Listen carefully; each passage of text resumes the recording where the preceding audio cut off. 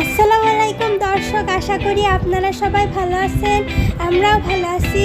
আজকে আমার আম্মু এই যে আমাদের সকালের নাস্তা রুটি, আলু ভাজি আর ডিম ভাজি,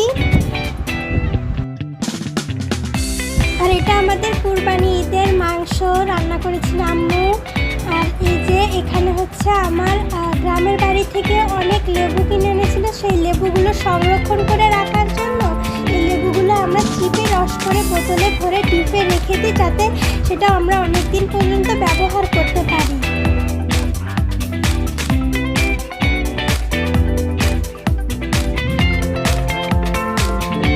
আর এখানে এই যে আমাদের লেবুগুলো চিপে রস বের করা শেষ।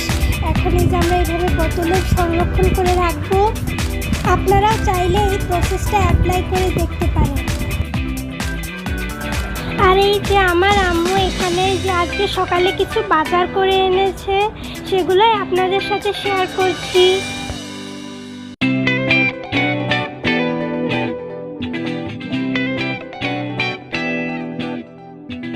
আজ এই পর্যন্তই। আল্লাহ হাফেজ সবাইকে।